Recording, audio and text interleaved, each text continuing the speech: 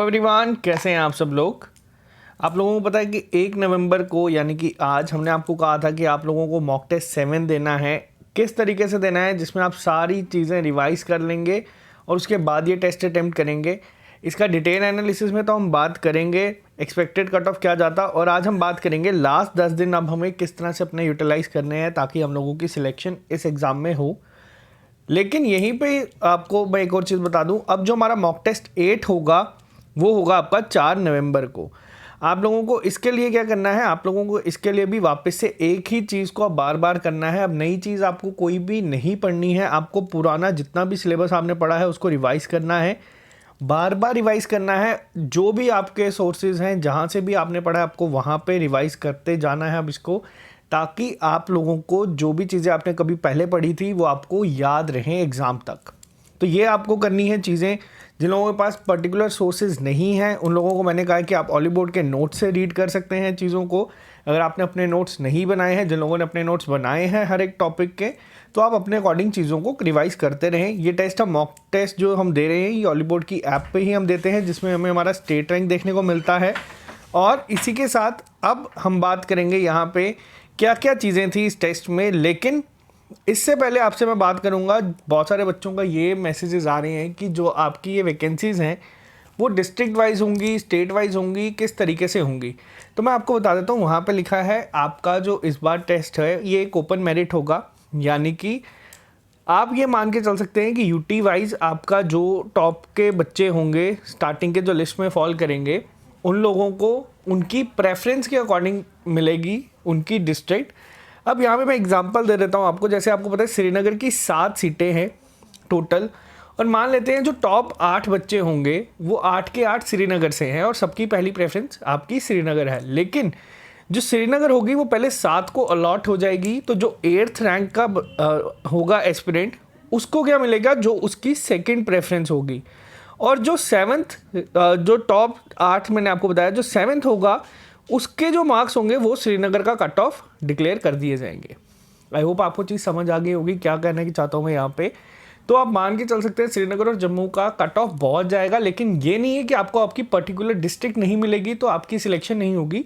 आपको आपकी फिर सेकंड प्रेफरेंस, इसी तरह से 3rd, 4th, 5th, अगर आप लिस्ट में हैं, मान लीजिए आपका रैंक 500 है और आपकी सिलेक्शन में आपकी जो प्रेफरेंस 1, 2, 3, 4, 5 जो है वो ऑलरेडी ख़त्म हो चुकी है। आपसे पहले जो बच्चे हैं उन्होंने वो भरी थी और उनको वो मिल गई है, तो आपको क्या मिलेगा, आपको आपकी प्रेफरेंस नंबर 6 मिल जाएगी।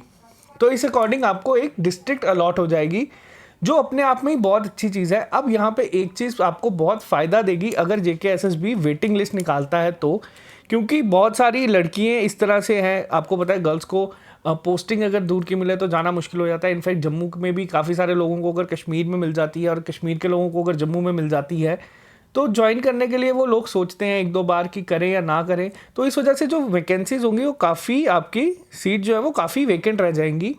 और अगर वेटिंग लिस्ट आती है तो अब मान के चले कम से कम 1000 से 1200 के लोग उसमें एडजस्ट हो जाएंगे। ये आप एक सिनारियो लेके चल सकते हैं, लेकिन वेटिंग लिस्ट के बारे में अभी तक कुछ भी ऐसा नहीं आया है। तो आपको मैंने एक ओवरऑल ये समझाने की कोशिश की है, आई होप आपको समझ आ गया हो। तो अब बात करते हैं हम टेस्ट के बारे में, क्या था इस टेस्ट में। तो मॉक टेस्ट 8 आप लोग याद रखें 4 नवंबर को होगा। अब बात करते हैं यहाँ पे सेक्शन वाइज। आज मैं आपको एक आइडिया भी दूंगा कि आपको एग्ज़ाम में जब आपको OMR शीट पे ये देना है टेस्ट, तो आप क्या क्या चीज़ों का ध्यान रखें ताकि आप लोग गलती ना करें। पहली चीज़ आपको एक ध्यान में रखनी है, जब भी आप OMR शीट पे टेस्ट देंगे, आपको पता है आपको आंसर मार्क करने हैं। कंप्यूटर पे जब आप लोग टेस्ट देते हैं, आपने सपोज आंसर मार्क किया, आप क्वेश्चन देते गए, अटैम्प्ट करते गए, आपको याद आया नहीं उसका आंसर कुछ और था, आप बैक कर सकते हैं और उस आंसर को चेंज करके नया मार्क कर सकते हैं। लेकिन OMR शीट में ऐसा नहीं होगा। तो आपको अब इस टेस्ट को अटेम्प्ट किस तरीके से करना है, देखिए 120 नंबर का आपका पेपर है, उसमें आपको 120 मिनट यानी कि 2 घंटे मिलेंगे। मॉक टेस्ट हम लोग दे रहे हैं, आप लोगों ने एक चीज़ देखी होगी, मॉक टेस्ट हार्डली अटेम्प्ट करने के लिए आपको 45 to 50 मिनट्स लगते हैं अटेम्प्ट करने के लिए यहाँ पे। लेकिन आप मान के चले आपको एग्ज़ाम में किस तरीके से देखना है इसको, आपको OMR शीट को जब मार्क करना है वो आप लोग बिल्कुल ध्यान से करेंगे। ध्यान से किस तरह से करेंगे, आपको सेक्शंस में जब आप देखेंगे आपके पास पेपर आएगा 15 मिनट आपको सिर्फ पेपर को ध्यान से देखने में लगाने हैं, उसके बाद आपको इसको अटेम्प्ट करना है। 15 मिनट किस तरह से, आपको पहले देखना है कि किस सीक्वेंस में आपका पेपर आया हुआ है।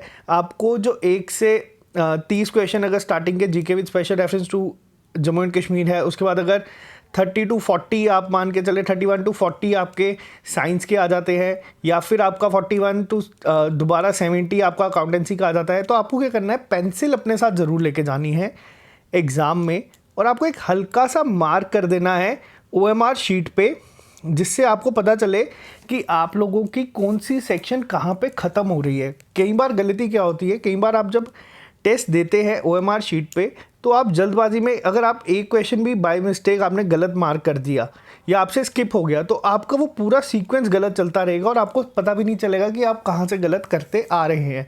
तो इस चीज़ का आपको एक ध्यान देना है एग्ज़ाम में। तो ये मैं आपको एक पूरी डिटेल वीडियो पे बता दूंगा OMR शीट के ऊपर कि किस तरह से काम करना है। तो इस सेक्शन की अगर मैं बात करूँ, जो ये मॉक टेस्ट में थी, इस बार जो इसका लेवल था वो आपका मॉडरेट लेवल का था। आप लोगों ने अगर करंट अफेयर्स पढ़े हैं तो आप इसमें कर सकते थे। कुछ क्वेश्चंस काफ़ी इजी थे, कुछ क्वेश्चन इसमें बाउंसर्स थे, लेकिन ओवरऑल जो सेक्शन थी वो आपकी मॉडरेट लेवल की थी। अगर आप लोग इस सेक्शन में 15 तक भी लेके आते तो वो आपका एक सफिशिएंट स्कोर माना जाएगा इस सेक्शन में। लेकिन एग्ज़ाम में अब इस सेक्शन का अगर हम बात करें तो किस तरह से चलेगी, एग्ज़ाम में आपको इस सेक्शन पे ध्यान देना है। गेस वर्क के ऊपर आपको काम तभी करना है जब आपके 20 क्वेश्चन आपको पता है कि बिल्कुल सही हो रहे हैं, तो ही आप इसके बाद गेस वर्क करेंगे, नहीं तो आप इसमें गेस वर्क भी नहीं करेंगे बिल्कुल भी। तो ये नेगेटिव मार्किंग बचाने के लिए हम लोगों ने चीज़ें सीखी हैं मॉक टेस्ट के दौरान। तो अब आपका इम्प्लीमेंट करने का टाइम आ चुका है। बात करते हैं नेक्स्ट सेक्शन के ऊपर, जो है हमारी कंप्यूटर इस बार जो थी वो काफ़ी हद तक मॉडरेट लेवल की ही थी, लेकिन इसमें एक चीज़ को ध्यान में रखना था आपको। ऑप्शन जो थे आपके वो इस तरह से थे, ABC था और ऑप्शन डी में लिखा हुआ था 1 and 2, यानी कि या ये। लेकिन ये इस तरह के क्वेश्चन काफ़ी इजी थे, लेकिन ऑप्शन ये देख के बच्चे कई बार कंफ्यूज हो जाते हैं और इसको आंसर मार्क कर देते हैं।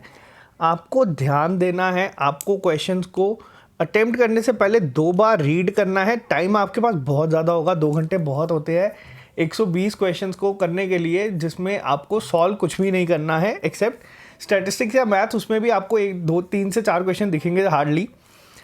आपको क्या करना है, यहाँ पे आपको क्वेश्चन को 2 बार रीड करना है कुछ भी मार्क करने से पहले। OMR शीट को तो आपको जब भी हाथ लगाना है आराम से लगाना है, सोच समझ के, पैनिक इतना भी नहीं होना। जब एक बार आप 10 से 20 क्वेश्चन मार्क कर देंगे, उसके बाद आप खुद एडजस्ट हो जाएंगे एग्ज़ाम हॉल में भी, और आपको पता चल जाएगा कि किस तरह से चीज़ों को करना है। तो ये OMR शीट का कोई ज़्यादा इशू होगा नहीं। आप लोगों को बस स्टार्टिंग में जल्दबाजी में कोई भी गड़बड़ नहीं करनी है, इसीलिए मैंने आपको कहा है कि 10 से 15 मिनट आपको पेपर को रीड करना है।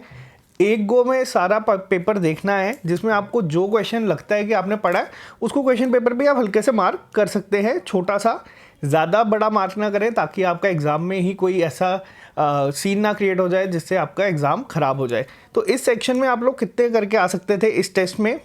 इस सेक्शन में आप लोग 20 तक आसानी से कर सकते हैं अगर आपने तैयारी की है। इस टेस्ट में ख़ास तौर पे जो हमारा मॉक टेस्ट 7 हुआ है उसमें, तो 20 क्वेश्चन अगर आप इसमें सही कर रहे हैं तो आपकी तैयारी पीक पे है। आपको बस आप रिवाइज़ करनी है सारी चीज़ें। किस तरह से रिवाइज़ करनी है, रिवाइज़ करने में कंप्यूटर में किन किन चीज़ों का ध्यान रखना है। एक है आपकी शॉर्टकट कीज़, जिस पे जो JKSSB का ट्रेंड है, आपको 4 से 5 क्वेश्चन ज़रूर दिखेंगे। उसके बाद आपको क्या देखना है, उसके बाद आप लोगों को मैंने जो चीज़ें बताई हैं, छोटी छोटी आपको चीज़ें बस रीड करते जानी है। आपकी ये सबसे ज़्यादा स्कोरिंग सेक्शन होगी एग्ज़ाम के बाद।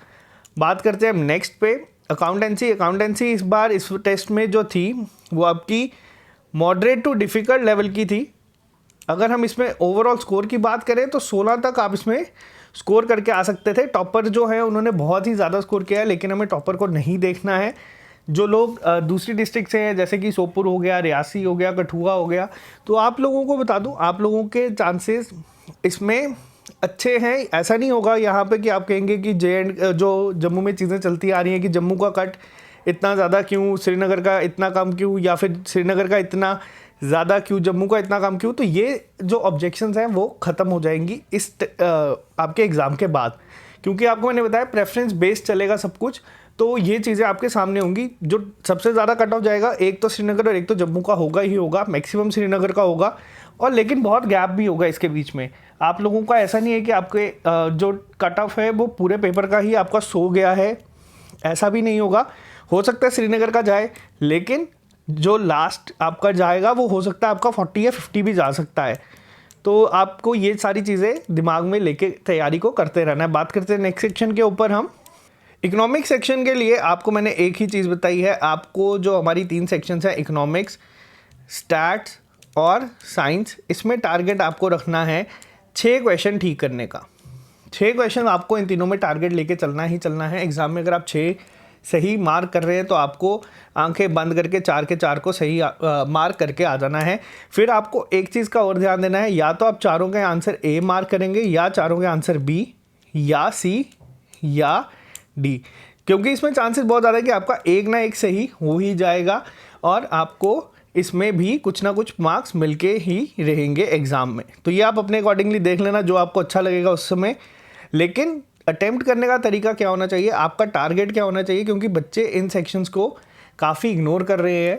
आपका टारगेट होना चाहिए इसमें कि आप लोगों के 6 क्वेश्चंस इस तरह से निकल जाएं जो आपके डेफिनेटली सही हों। अब जैसे स्टैटिस्टिक्स की अगर मैं बात करूं तो उसमें मैट्रिसेस है, डिटर्मिनेंट है, प्रोबेबिलिटी है, सेट्स हैं। तो ये क्वेश्चंस ऐसे हैं जो आप लोग कर सकते हैं एग्ज़ाम में भी। आपको कोशिश करनी है कि आप अगर इनका क्वेश्चन आते हैं तो 3 से 4-5 मार्क्स यहाँ से भी लेके आएँ। ये बहुत हेल्प करेगा आपको।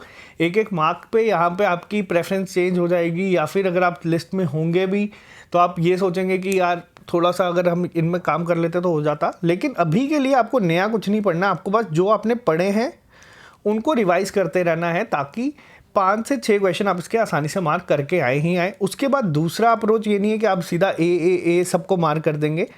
आपको काम करना है किस पे, हमने ये चीज़ भी सीखी है जब हमने कंप्यूटर के बेस्ट 300 करंट अफेयर्स करे, 300 के क्वेश्चंस किए थे, एमसीक्यूज किए थे कंप्यूटर के।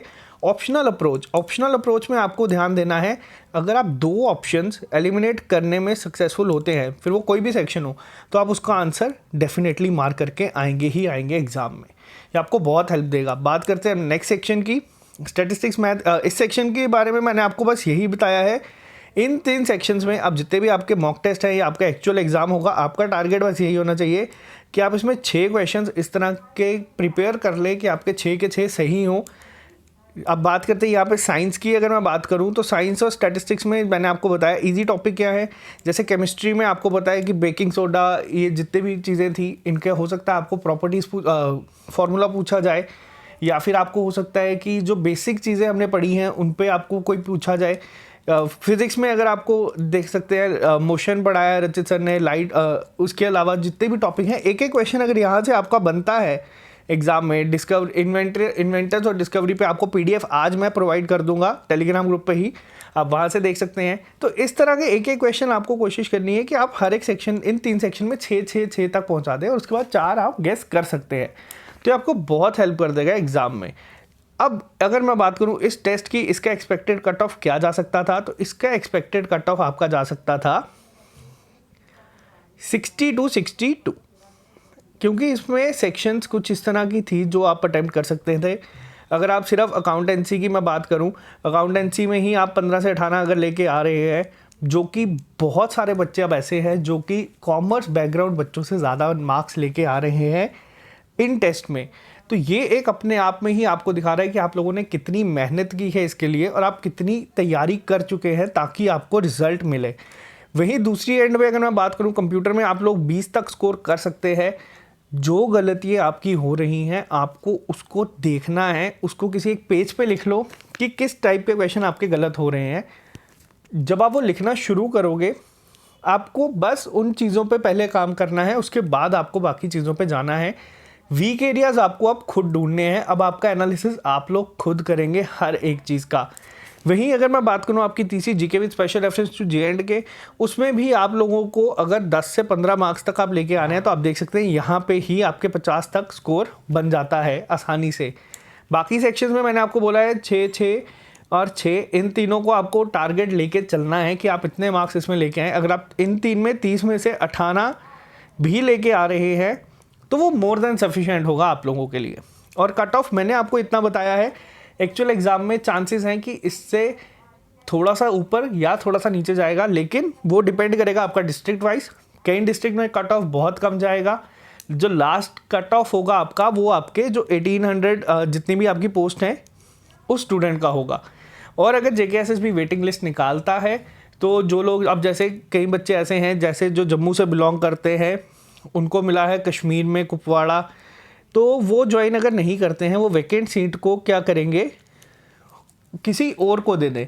तो ये सारी चीज़ें आपके सामने देखने को मिलेंगी जिस तरह से JKCET के दौरान होता है। अब जिन लोगों ने JKCET दिया होगा उन लोगों ने देखा होगा इन चीज़ों को, जिनको जो कॉलेज अलॉट होता है, तो वो बच्चे भी जब छोड़ देते हैं, नहीं ज्वाइन करते, तो किसी और को बुला देते हैं।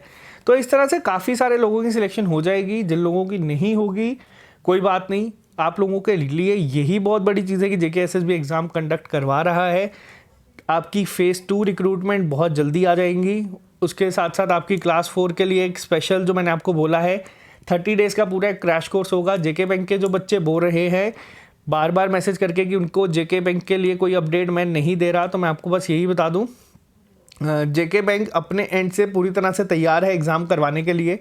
उन लोगों ने लैब भी ऑलरेडी बुक करवाई हुई है, वो उनको पहले ही करवानी पड़ती हैं। लेकिन जो आपका केस चल रहा है उसकी वजह से हो सकता है आपका थोड़ा सा डिले हो। ये लास्ट कॉल JK बैंक की होगी कि वो एग्ज़ाम करवा देता है केस आने पहले ही, रिज़ल्ट आने के, या वो वेट करेगा। तो इसके बारे में भी कोई भी अपडेट नहीं है। आप अपने आप को इस तरीके से प्रिपेयर करो जिस तरह से JKSSB ने आपको बस दे दिया टाइम कि एग्ज़ाम है आपका, आप करते रहे। JK बैंक के लिए भी आप लोग अपने आप को तैयार रखें। आपको ऑलरेडी 250 से 300 लेक्चर्स हम लोगों के मिल जाएंगे, आप तब तक वही पढ़ते चलें। जो उसके बाद जो टेस्ट होते हैं जो हम लोग देते आ रहे हैं, जिससे हम लोगों के स्पीड जो मेन JK बैंक में इम्प्रूव होगी, वो मैं आपको जब भी ये कुछ क्लियर होगा, 1 महीने बाद होता है, 2 महीने बाद, जब भी ये JK बैंक की तरफ से आता है, तो मैं उसके लिए आपको अलग से पूरा प्लान बता दूंगा कि हम कब ये चीज़ें करेंगे। तो आज के लिए सिर्फ इतना ही। जो लोग नए हैं चैनल को सब्सक्राइब कर दे। आपके करंट अफेयर्स भी मुझे पता है पेंडिंग है, वो आपको मिल जाएंगे जल्दी। अभी बहुत ही ज़्यादा टाइट स्केड्यूल चल रहा है मेरा, लेकिन मैं टाइम निकाल के ये करने की कोशिश कर रहा हूँ। दिन में मेरे को 16-16, 17-17 घंटे लग रहे हैं अभी, तो जल्दी ही मैं आपको ये प्रोवाइड कर दूंगा। लेकिन अब हम सिर्फ जो इम्पॉर्टेंट है, बहुत ज़्यादा इंपॉर्टेंट है, वही कवर करेंगे। तो आज के लिए सिर्फ इतना ही। मिलते हैं आप लोगों से कल नए लेक्चर के साथ। Okay guys, bye bye, take care, all the best. Test करते रहे, प्रिपेयर अपने आप को, ताकि आप लोगों की सिलेक्शन इसमें ज़रूर हो। और जो हमारा मॉक टेस्ट 8 होगा, आप लोगों को कोशिश क्या करनी है, यहाँ पे मार्क्स को नहीं देखना है, अपनी परसेंटाइल को इम्प्रूव करने की कोशिश करनी है कि कितने % बच्चे आपसे पीछे अभी भी चल रहे हैं। हॉलीवुड की साइट पे आप लोग टेस्ट दे सकते हैं, या फिर आप इन वीडियोस पे क्लिक करें तो आपको आइडिया हो जाएगा किस तरह से आप ये दे सकते हैं। Okay guys, bye bye, take care, all the best.